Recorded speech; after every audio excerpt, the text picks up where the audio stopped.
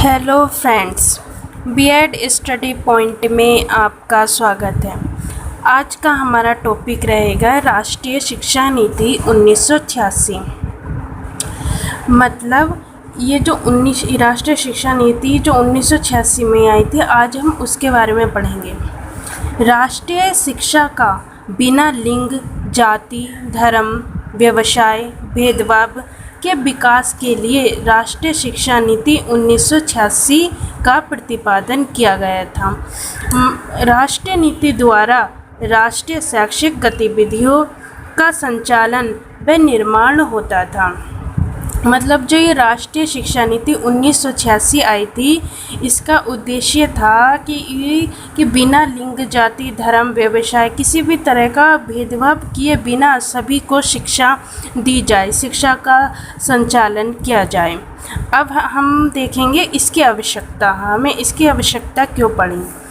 Number 1 है अधिक जनसंख्या व मानवीय संसाधनों के होने के कारण सभी को शिक्षित करना जरूरी था। एक तो जनसंख्या नियंत्रण करने के लिए, और नंबर 2 है मानवीय संसाधन होने के कारण, मतलब मानवीय संसाधन जो मानव संसाधन बनाता जा रहा है तो उसके उपयोग करने के लिए भी शिक्षा की ज़रूरत पड़ती है। तो मानवीय संसाधनों का होने के कारण भी इस शिक्षा के उपयोग किया गया, और इसी शिक्षा को संचार करने के लिए राष्ट्रीय शिक्षा नीति बनाई गई।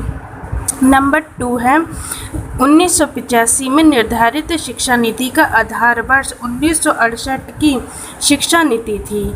मतलब ये जो 1986 और ये 85 में ये जो शिक्षा नीति आई थी, 85 में ये आई थी, इसका प्रस्ताव आया था, 1986 में ये लागू हुई थी। तो 1985 की जो शिक्षा नीति थी, इसका जो बेस था, जो इसका आधार था, वो पहली शिक्षा नीति थी, जो कि 1968 की शिक्षा नीति थी। तो ये हो गया पॉइंट। नंबर 3 पॉइंट है 1968 की एनईपी, जिसको हम एनपीई भी कहते हैं, उसकी समीक्षा करके एक नई शिक्षा नीति का गठन किया गया। मतलब 1968 की शिक्षा नीति को पूरा समझा, उसका उद्देश्य देखा, उसको पूरी समीक्षा करी और उसको ही ध्यान में रखते हुए इन्होंने 1986 की शिक्षा नीति बनाई गई। अगला है 1968 में शिक्षा का पूर्ण क्रियान्वयन, विभिन्न वर्गों तक शिक्षा को पहुंचाना, स्तर में सुधार, आर्थिक सुधार जैसे कार्य नहीं हो सके। मतलब 1968 से शिक्षा का पूरा क्रियान्वयन नहीं हो पा रहा था, विभिन्न वर्गों तक शिक्षा नहीं पहुंच पा रही थी और शिक्षा का स्तर में सुधार नहीं हो रहा था। तो 1968 की शिक्षा नीति में ये सब सुधार करे गए।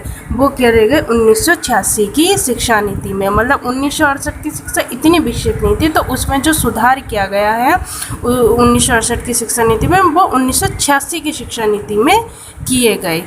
अब हम नेक्स्ट देखते हैं कि अप्रैल 1986 में राज्यों के शिक्षा मंत्रियों का सम्मेलन हुआ था, जिसमें मानव संसाधन विकास मंत्रालय, भारत सरकार जिसका शिक्षा विभाग द्वारा राष्ट्रीय शिक्षा नीति 1986 को प्रस्तुति दी गई, उसका दस्तावेज पर विचार किया गया।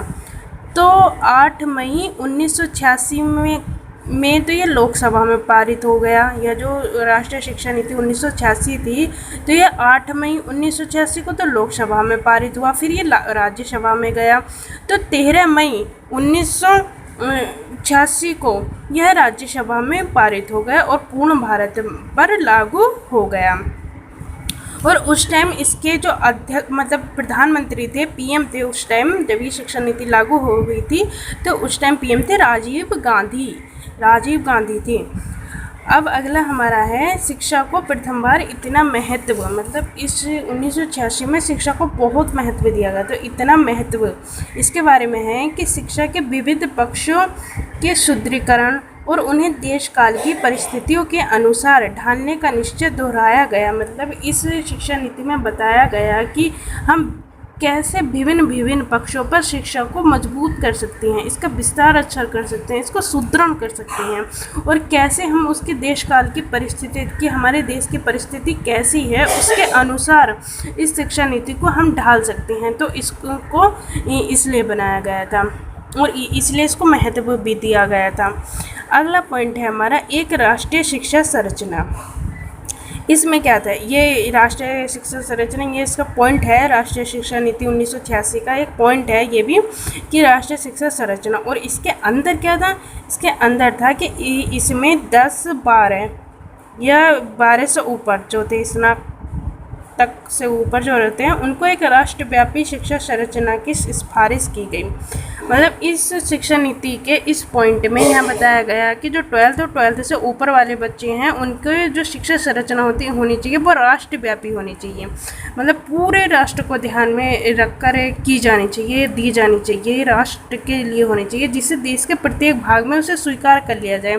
मतलब ऐसी शिक्षा नीति बनाई जाए, ऐसी शिक्षा दी जाए 12th और 12th से ऊपर वाले बच्चों को, जो देश का किसी भी भाग, देश में किसी भी भाग पर कोई भी छात्र रह रहा है, वो उसको एक्सेप्ट कर ले, उसको कोई लैंग्वेज में या समझने में उसको कोई प्रॉब्लम्स नहीं आए, वो उसको वैसे ही एक्सेप्ट कर ले।